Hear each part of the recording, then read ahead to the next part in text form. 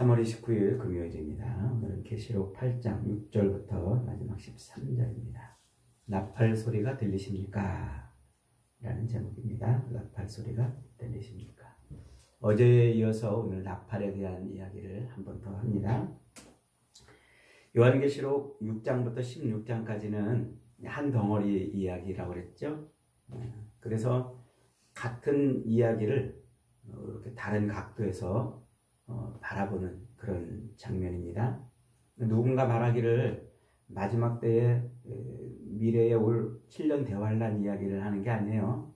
6장부터 16장까지는 7인의 이야기, 7 나팔 이야기, 7 대접의 이야기는 말세에 세상 돌아가는 이야기예요. 말세. 예수 그리스도의 십자가 죽으심과 부활로부터 시작되어서 다시 오실 재림 때까지 그 전 기간을 말세라고 그런다고 그랬죠.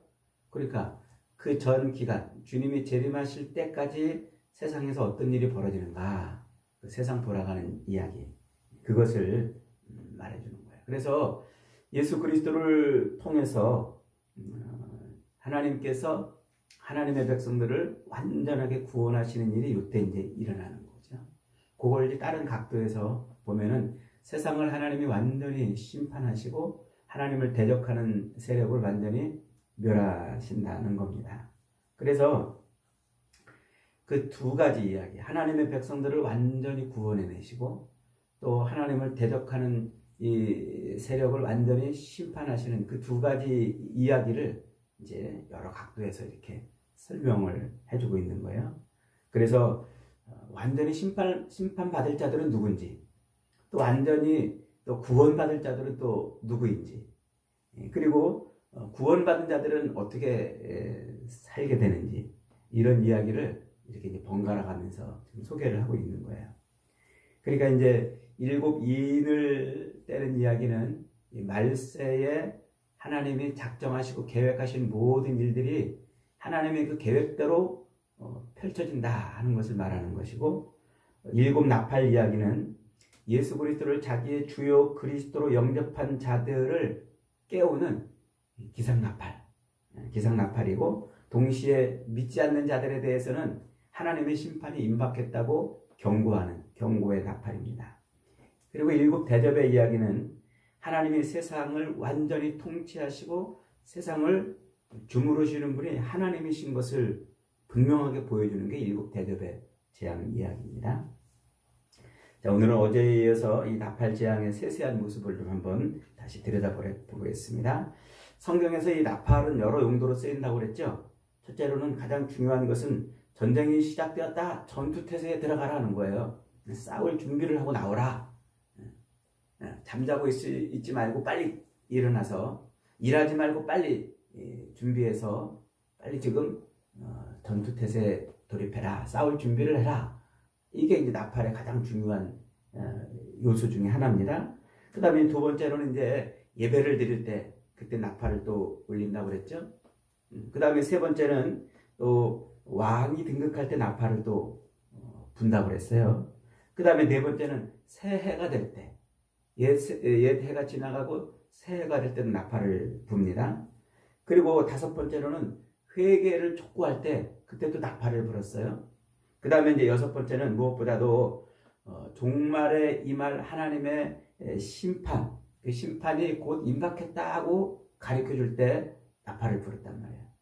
그 6개, 이렇게 6가지로 구약 성경에서 나팔이 불렸던 그런 그림을 지금 사도 요한이 갖다가 말세에 지금 일어나는 일을 설명하고 있는 거라는 겁니다.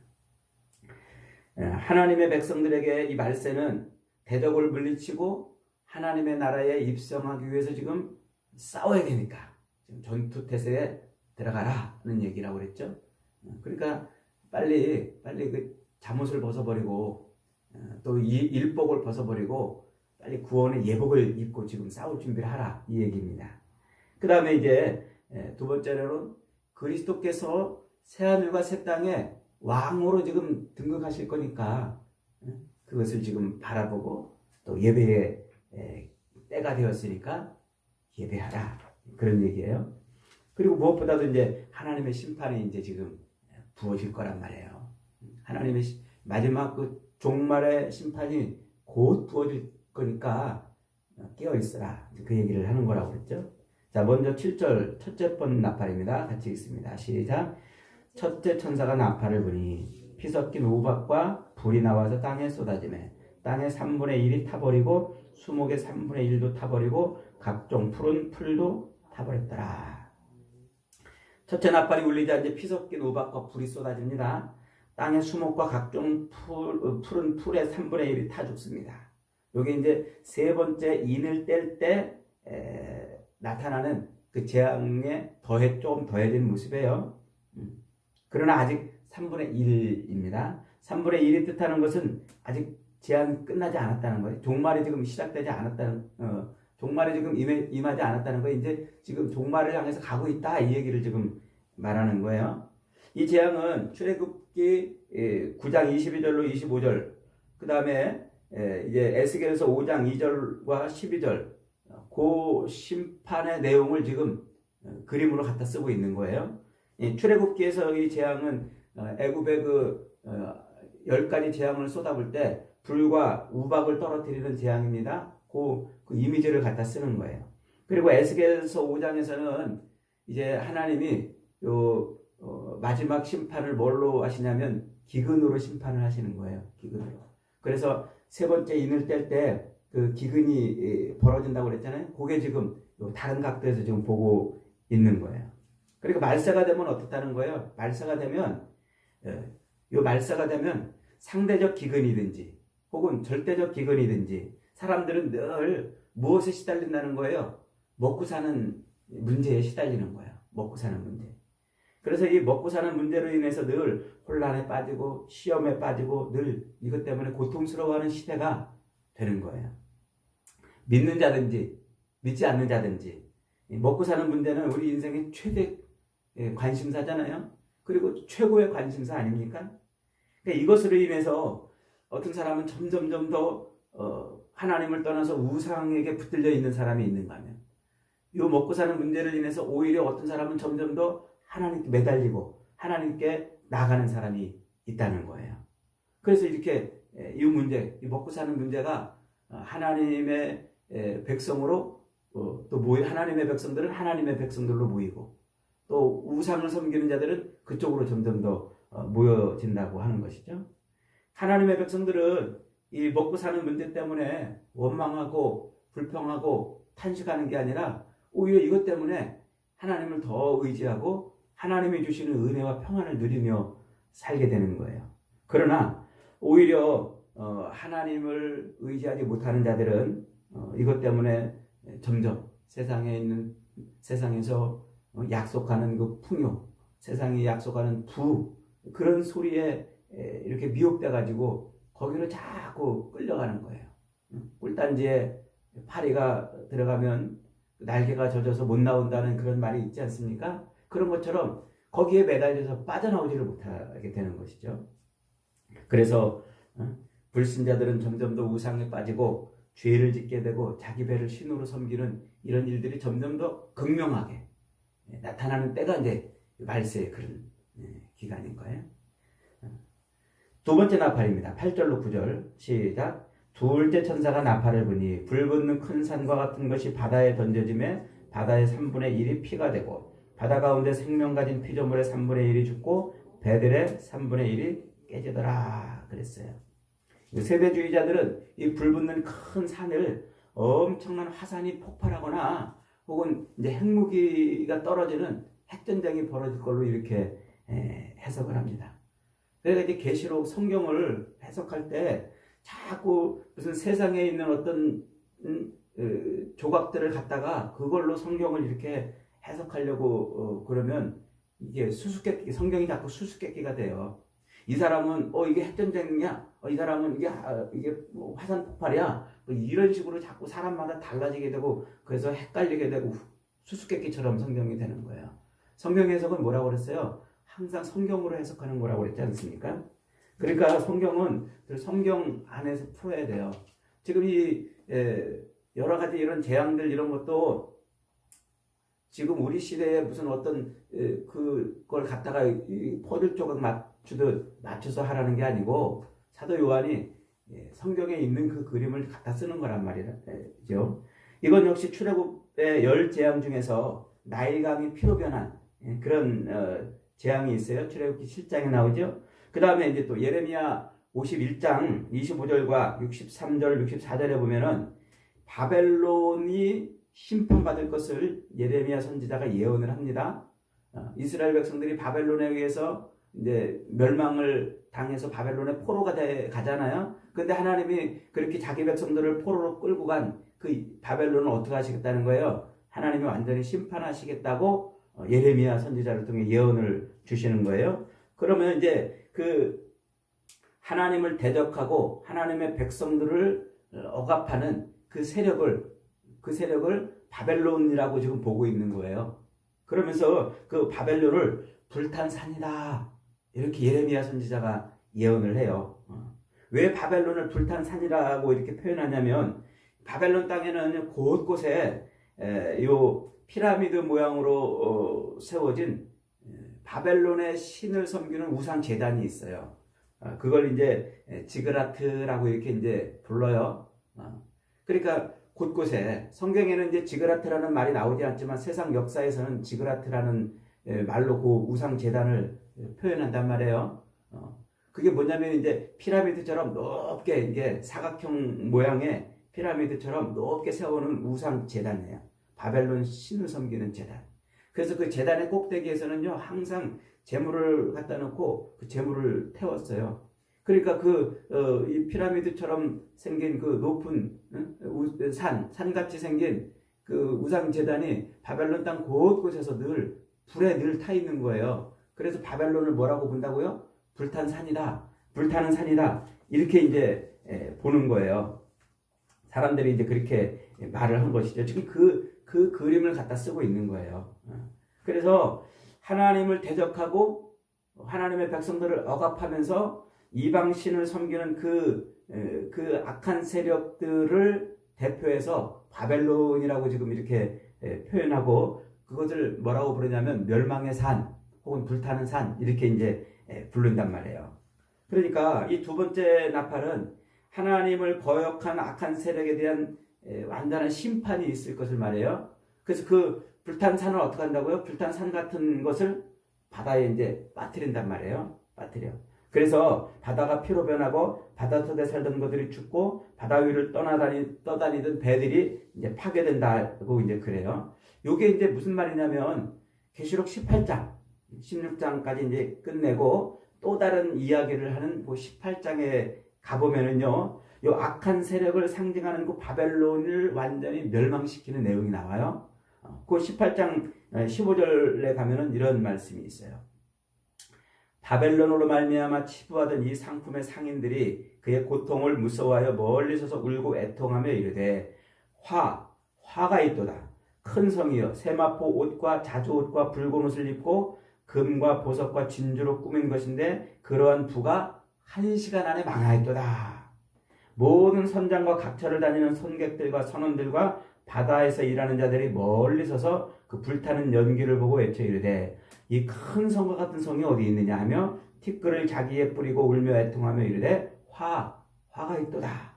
이 큰 성이여 바다에서 배 부리는 모든 자들이 너의 보배로운 상품으로 치부하였더니 1시간 안에 망하였도다. 이게 바벨론이 멸망하는 모습이에요. 그러니까 하나님을 대적하고 늘 이 땅에 있는 풍요와 부를 추구하던 그런 세력이 완전히 이제 멸망하는 거예요. 계시록이 기록될 당시에 바벨론은 로마 제국을 말하는 것이라고 그랬죠. 그러니까 이 로마의 세속화된 사상, 그리고 로마의 그 문화, 그리고 늘 부를 추구하던 그런 가치관들이 교회에 항상 큰 대적이 됐어요. 그 치명적인 위협이 됐단 말이죠. 그리고 이제 이 로마의 부는 전부 무엇을 통해서 얻었냐면 그 지중해 바다를 통해서 얻었어요. 그 무역선을 통해서 말이죠. 그 로마는 돌아다니면서 다른 나라를 지배하면 그 지배한 나라의 그 많은 백성들을 끌어다가 노젓는 그런 노예로 많이 썼어요. 그래서 로마의 그 함대는 아주 세계 최강이고 그 함선들은 어디 비교할 데 없는 강한 힘을 가졌죠. 거기에서 이제 부가 축적이 되는 거야. 바다를 이렇게 이제 누리면서 말이죠. 그런데 그 모든 부가 축적되는 그 로마의 힘이 한순간에 바다에 침몰해 버리는 거예요. 침몰해 버려서 그 바다에 떠다니던 로마의 힘으로 어떤 그 부가 어떻게 돼요? 다 이제 사라져 버려요. 그리고 거기에 기대하며 살던 세상 모든 사람들도 한순간에 모든 것을 다 잃게 되는 거예요. 그러니까 이제 세계 경제가 몰락하고 또 식량이 부족해지고 물자가 부족해지고 기근이 점점 심해지는 것이죠. 그렇게 세상 부요와 풍요를 쫓던 그 지그라트, 불타던 그 산이 한순간에 무너지니까 거기에 기대고 살던 모든 사람들이 한순간에 다 삶의 소망을 잃어버리는 그런 때가 이제 오는 거예요. 지금도 보세요. 우리 미국 경제가 무너져 보세요. 그럼 큰일 납니다. 세상이. 우리나라 경제가 무너지면요. 우리나라 경제가 무너지는 걸로 끝나지 않아요. 우리나라 경제가 추구하던 그 모든 것을 바라보던 나라들이 한꺼번에 이제 무너지는 거예요. 그런 것을 지금 말하고 있는 거예요. 그래서 지금 하나님을 대적하면서 세상에서 부를 추구하던 그 모든 것에 기대하고 살던 그런 사람들에게 붙들려서 거기를 쫓아다니는 한순간에 멸망할 때가 올 것이라는 것을 경고해 주는 거예요. 내 백성아 거기서 나와라. 내 백성아 거기서 나와라. 이게 요한계시록 18장에서 강조하고 있는 말씀 아닙니까? 그게 이제 물질에 붙들려 사는 삶, 물질을 추구하고 이 땅에서 그 부를 추구하는 인생의 끝자락을 지금 보여주고 있는 거란 말이죠. 자, 세 번째 나팔입니다. 10절로 11절 시작. 셋째 천사가 나팔을 부니 횃불같이 타는 큰 별이 하늘에서 떨어져 강들의 3분의 1과 여러 물샘에 떨어지니 이 별 이름은 쓴 쑥이라. 물의 3분의 1이 쓴 쑥이 되매 그 물이 쓴 물이 되므로 많은 사람이 죽더라 그랬습니다. 자, 셋째 천사가 나팔을 부니까 이제 어떻게 돼요? 큰 별이 떨어지고 그다음에 이제 물샘에 쑥이 떨어져 가지고 쑥으로 인해서 많은 사람이 죽게 됩니다. 이 쑥은 근동 지방에 자라는 아르테미시아 압신디스라는 잡풀이에요. 잡풀. 그런데 그것이 굉장히 아주 쓴, 우리나라 쓴바귀보다 더 쓴 그런 풀입니다. 이 풀이 예레미야 9장에 가면은 하나님께서 세상의 풍요를 약속하고 세상의 풍요를 위해서 우상을 섬기던 자들을 심판하실 때 쓰던 단어예요. 이게. 그러니까 우리 지금 오늘날 어떤 것을 막 이게 빗대가지고 이게 쑥이 뭐냐 이렇게 해석하면 안 된단 말이에요. 성경에 이미 다 나와 있는 그림들이에요. 이 쑥이 바로 그 쑥을 지금 예레미야 선지자를 통해서 하나님이 뭐라고 쓰시냐면 우상을 기대가지고 우상에 의지해서 세상에서 부를 추구하려고 하던 자들을 심판하실 때 쓰던 도구라는 것이죠. 예레미야 9장 13절로 15절에 가면 이렇게 말씀하세요. 여호와께서 말씀하시되 이는 그들이 내가 그들의 앞에 세운 나의 율법을 버리고 내 목소리를 순종하지 아니하며 그대로 행하지 아니하고 그 마음의 완악함을 따라 그 조상들이 자기에게 가르친 바알들을 따랐습니다. 그러므로 만군의 여호와 이스라엘의 하나님께서 이와 같이 말씀하시니라. 보라, 내가 그들 곧 이 백성에게 쑥을 먹이며 독한 물을 마시게 할 것이다. 이렇게 말해요. 그 다음에 예레미야 23장에 가도 역시 마찬가지. 그들에게 그 하나님의 말씀을 버리고 하나님이 아닌 우상을 섬기면서 부를 추구하려고 하는 그 이스라엘 백성들, 그들을 향해서 뭐라고 말하느냐면 15절에 그러므로 만군의 여호와께서 선지자에 대하여 이같이 말씀하시니라. 보라, 내가 그들에게 쑥을 먹이며 독한 물을 마시게 하리니 이는 사악이 예루살렘 선지자들로부터 나와서 온 땅에 퍼지게 함이라. 그러니까 예루살렘에서 선지자들이 뭐 했냐면 야, 너희들 부유하고 싶지? 잘 먹고 잘 살고 평안하고 싶지? 부자가 되고 싶지? 이걸 섬겨라. 이렇게 지금 백성들을 미혹했다는 말이에요. 백성들을. 그러니까 지금 이스라엘 백성들은요, 한 번도 하나님을 떠나본 적이 없어요. 구약 성경을 가만히 잘 읽어보세요. 이스라엘 백성들이 하나님을 배반하고 떠나본 적이 한 번도 없어요. 그들은 열심히 율법을 지켰고 열심히 성전에서 제사를 드렸어요. 그런데 뭐 했다는 거예요? 동시에 우상을 같이 섬겼어요. 하나님을 한 번도 떠나본 적이 없는데 동시에 우상을 함께 섬긴 거예요. 그것을 하나님이 뭐라고 말하냐면 하나님을 떠났다 이렇게 표현하고 있는 거란 말이에요. 그 하나님을 배반하고 떠난, 그래서 부를 추구하는, 이 땅에서도 부유한 삶을 추구하는 그것 때문에 우상을 섬기는 그들을 하나님이 어떻게 하신다? 독한 쑥을 먹이고 독한 물을 마시게 하고, 또 그렇게 사람들을 미혹하는 선지자들을 하나님이 멸망시킬 것이다. 그 얘기를 지금 하고 있는 거예요. 이게 얼마나 아주 엄청난 얘기입니까? 여러분, 오늘날도 수많은 사람들이 사실은 그렇게 살고 있어요. 그래서 하나님을 섬긴다고 하면서, 그러면서 동시에 자기의 욕망과 욕심을 채우기 위해서 또 세상 우상을 또 섬긴단 말이죠. 그러니까 이스라엘이 하나님을 섬기면서 동시에 우상을 같이 섬기게 된 이유가 뭡니까? 하나님께서 그들을 젖과 꿀이 흐르는 땅이라고 가나안 땅에 들여보내셨어요. 근데 가나안 땅에 막상 갔더니 젖과 꿀이 흐르는 땅이 아닌 거예요.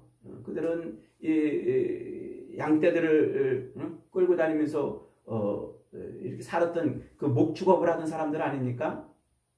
그러니까 목축업을 하던 사람이 가나안 땅에 와서 이제 정착 생활을 해야 되니까 삶의 방식이 바뀌는 거야. 삶의 방식.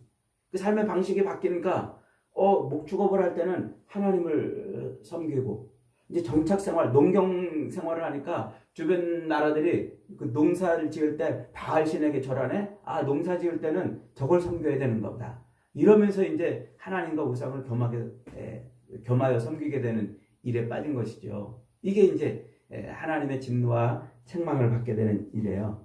우리가 이제 예수를 믿으면 삶의 방식이 바뀌어야 되잖아요. 그런데 삶의 방식이 바뀌었다고 말하면서, 그러면서 여전히 예배당에 와서는 하나님을 열심히 예배하는데 세상을 살 때는 여전히 세상 사람들처럼 살아가는 이유가 바로 그거예요.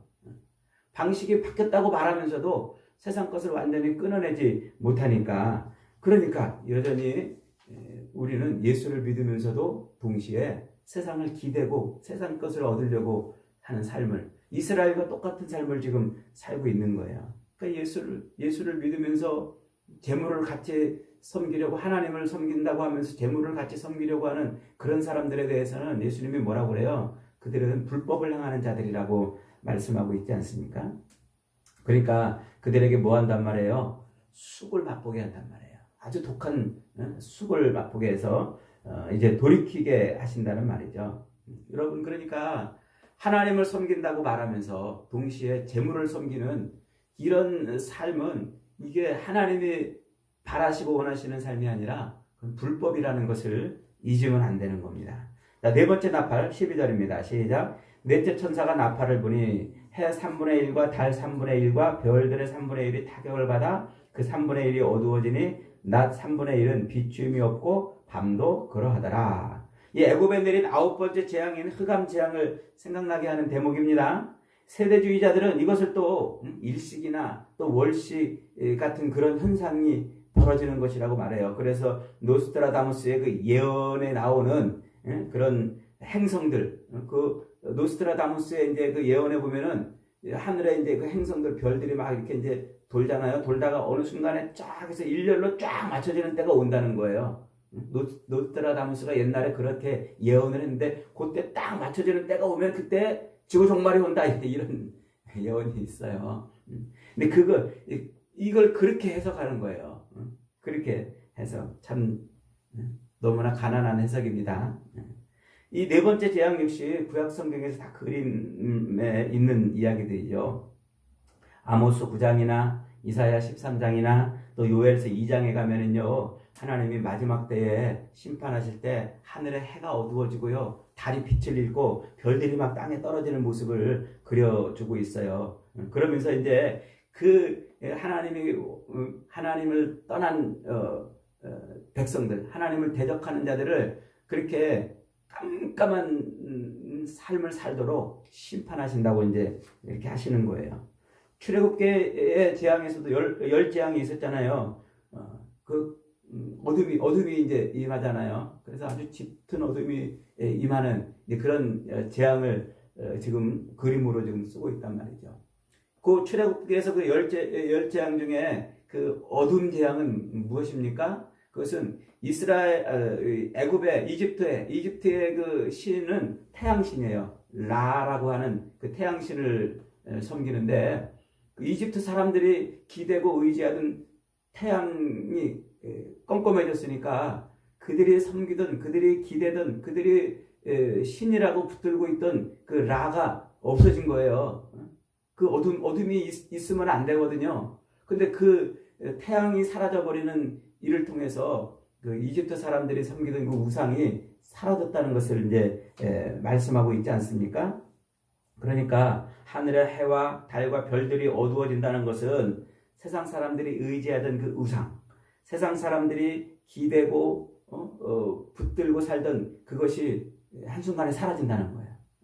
하나님의 심판이 임하면 그것이 사라진다는 것이죠. 그래서 세상 사람들이 기대던 것이 사라지니까 그들의 삶은 어떻게 돼요? 이제 껌껌한 삶이 돼요. 앞이 깜깜하고 앞이 답답하고 더듬더듬 어떻게 살아야 될지 막막한 그런 삶이 펼쳐지는 거예요. 여러분 우리 가끔 보세요. 저도 이렇게 예전에 어느 가정들 이렇게 신방 가면은요, 뭐 사업이 망해가지고 앞이 깜깜합니다. 어떻게 살아야 될지 모르겠다고 하는 사람들도 있고요. 자기가 기대던 의지하던 것이 이제 사라지면 남편을 기대고 살았는데 이제는 남편이 죽어가지고 이제는 어떻게 살아야 될지 막막합니다. 그런 이야기들을 하시는 분들을 제가 더러 봤어요. 아니 빛이신 주님이 계시는데 앞이 깜깜하다고 하는 이야기가 그게 말이나 되는 이야기냐 말이죠. 근데 왜 그렇게 말하는 걸까요? 자기가 기대던 거예요. 그게 의지하던 거예요. 그래서 갑자기 돈이 사라지면은 이제 삶의 소망이 사라졌다고 말하고, 자기가 기대던 어떤 것이 사라지면 그게 이제 깜깜한 인생이 된다고 이제 그렇게 말하는 것이죠. 그게 어둠의 삶을 살아가는 것 아니겠습니까? 지금 본 이 네 개 재앙, 나팔이 불려지면서 벌어지는 이 네 가지 재앙은 다 무엇과 연관되어 있어요? 이 세상의 부요와 물질을 추구하는 삶과 연관이 되어 있어요. 그래서 이 재앙의 결과들은 다 뭡니까? 그런 것들로 인해서 점점 뭐 한다는 거예요? 먹고 살기 힘들어지고 어려워지고 깜깜해지는 그런 하나님의 심판이 이제 임하고 있는 거지요. 여러분 살면서 정말 먹고 살기 힘드시죠? 육체의 삶을 살면서 말이죠. 좀 더 부유해지고 좀 더 편안해지고 싶은 그런 욕망이 우리 안에 치솟고, 세상은 또 그렇게 자꾸 우리를 또 유혹합니다. 우리로 그렇게 이렇게 하면은 잘 먹고 잘 살고 잘 살게 할 것처럼 그렇게 하는 것이죠. 그러나 그 소리에 귀를 기울이는 순간 우리의 영혼은 탈탈 털리게 된다는 것을 잊어버리면 안 됩니다. 사기꾼의 소리에 귀를 빼앗기면 모든 것을 다 털리잖아요. 보이스피싱의 그 소리에 귀를 빼앗기면요, 영혼만 털리는 것이 아니라 몸도 털리고 모든 게 다 털리지 않습니까? 그러니까 지금 이 나팔 소리의 이 재앙들을 통해서 그게 지금 하나님의 나팔 소리로 우리 귀에 들려야 돼요.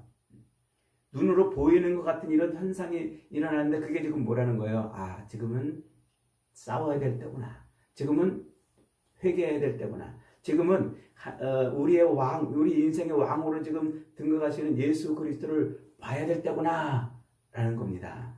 여러분, TV 소리를 줄이고 세상 사람들이 막 떠드는 소리를 좀 줄이면 이 세상에서 벌어지는 이런 일들로 인해서 하나님의 경고의 나팔이 들리는 줄 믿으시기 바랍니다. 이걸 들어야 우리는 살 수 있다는 거예요. 감옥에 갇힌 사도 바울은 아들 같은 디모데에게 이렇게 말합니다. 우리가 세상에서 아무것도 가지고 온 것이 없으매 또한 아무것도 가지고 가지 못하리니 우리가 먹을 것과 입을 것이 있은즉 족한 줄로 알 것이니라. 부하려 하는 자들은 시험과 올무와 여러 가지 어리석고 해로운 욕심에 떨어지나니 곧 사람이 파멸과 멸망에 빠지게 하는 것이라. 돈을 사랑함이 일만하게 뿌리가 되나니 이것을 탐내는 자들이 미혹을 받아 믿음에서 떠나 많은 근심으로 자기를 찔렀도다. 사랑하는 여러분, 오늘도 세상의 유혹의 소리에 우리의 귀를 빼앗기지 마시고 지금 벌어지고 있는 세상에서 벌어지고 있는 이런 많은 현상들로 인하여 하나님의 나팔 소리를 듣는 은혜가 있기를 축복합니다. 그래서 저와 여러분의 영혼은 늘 주님 다시 오실 때까지 정결한 그리스도의 신부로 준비되고 단장되는 은혜가 있기를 주님의 이름으로 축복합니다.